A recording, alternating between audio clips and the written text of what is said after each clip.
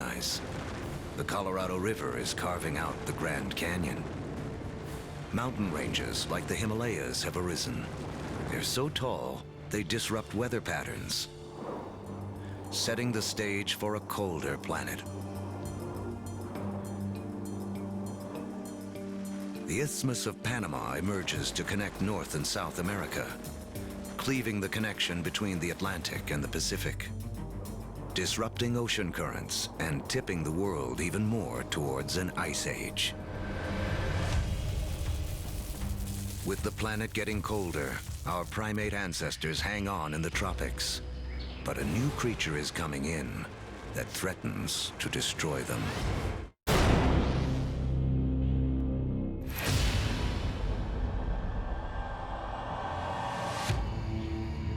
7 million years ago, our primate ancestors lived safely in the trees. But their neighborhood is about to be invaded.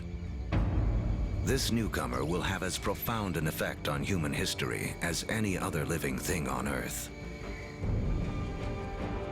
It seems almost impossible to believe, but one of the most important things that will lead to the emergence of us is the emergence of grass. The grasslands appear almost simultaneously around the world. We get the African savannas. We get the Eurasian steppelands. We get the North American prairies. We get the great grasslands of Argentina, appearing simultaneously around the world. In eastern Africa, grasslands invade the traditional woodland habitat of our ape ancestors. With fewer trees and greater gaps between them, our ancestors have to adapt. Apes would notice that there's more and more apes in the same tree and less food, increasing incentives for apes to go from one patch of food to a different one separated by grasslands. Now, one way to do it is to run like hell. The other way to do it is to extend one's food sources into the grasslands and seek out the foods that are available there. And so, some apes make the move down into this stark new habitat. It's a landscape better suited to primates that can walk on 2 legs, keeping their heads up above the tall grasses to watch for predators. Standing on 2 feet is a revolutionary advance because it frees up our hands. Hands we will need to shape human history.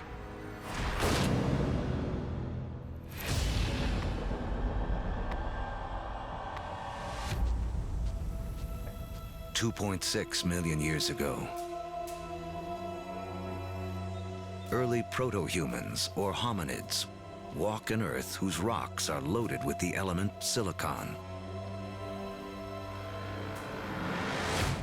Created in the cores of stars billions of years before, silicon is the second most abundant element in Earth's crust.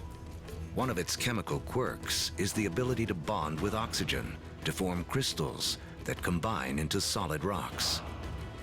Rocks that can be chipped and shaped without shattering. Hominids started doing this 2.6 million years ago, breaking cryptocrystalline silicates to make sharp edges, and people use them for millions, literally 2.6 million years. Simply having a modified stone with a sharp edge on it, now suddenly you have a hammer. You have a crude cutting edge. A simple modified stone means a human can suddenly do 1,000 more things than we could do previously.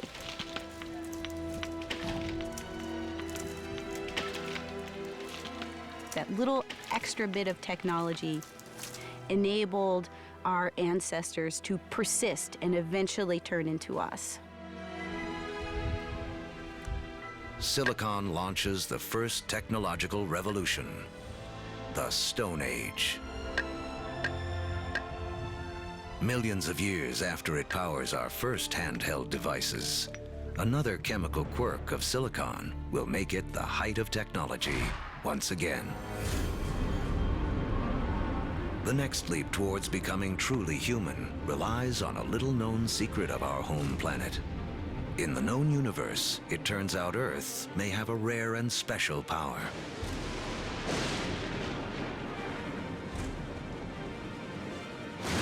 Of all the planets and moons in the solar system, we think that Earth is unique in the ability to sustain fire. Other planets and moons have lightning and lava. But only on Earth do we have the two critical things we need for fire to burn. A vast fuel supply in the form of plants and trees, and an atmosphere full of oxygen to fan the flames. If fire wasn't a possibility, you'd have nothing like us running around. Homo sapiens, they made a world with fire.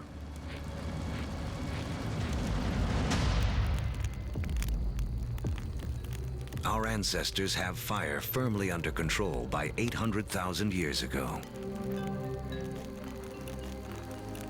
It's a skill that connects us back to the very beginning. Remember that all energy was created in the Big Bang, and all life is in a competition for our share of this energy. Using fire to cook is like having an external stomach to break down foods, releasing more calories, giving us more energy, which in turn allows us to support bigger brains. Fire is also the ultimate gateway technology. We will soon use it to turn clay into pottery, metal into weapons, water into steam power. If you don't have fire, you can't have an internal combustion engine. No fire, no metal.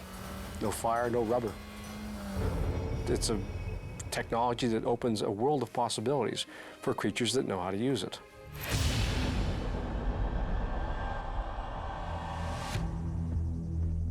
"200,000 years ago, the modern human has fully taken shape. The larynx, or voice box, which is high up in the throat in our ancestors, descends. More complex sounds are now possible.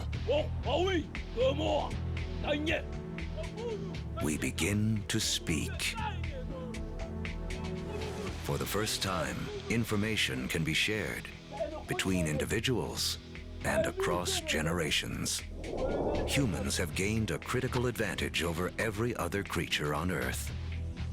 You can tell my grandfather said that when the elephants didn't show up, we go off and hunted zebras. You know, my aunt told me that her cousin found this water hole on the other side of that river.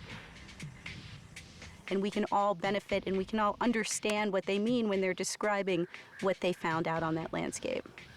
Language changes humans from being like standalone computers to being networked computers, where you can share information. You know, one doesn't need to depend on one's own personal experience.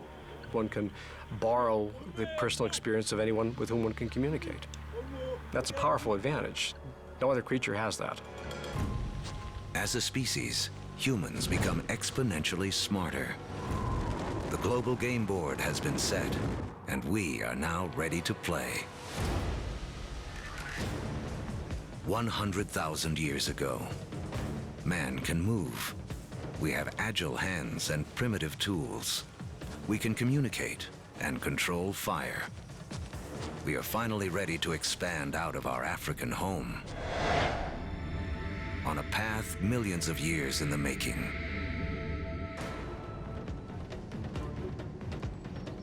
Shifting continents have linked Africa and Eurasia into the largest contiguous landmass on Earth, Afro-Eurasia. 33 million square miles, more than twice the surface area of our entire moon. For early humans, this means more than half the land on Earth can be reached on foot. Human dispersal was a crucial game changer. We are one of the few primates that live on more than one continent simultaneously. So What that means is that we're better insulated from the kinds of things that cause big mammals to become extinct than other primates are. It's extinction insurance. Dispersal is extinction insurance. But just as the world begins to open itself up to man, the planet turns on us.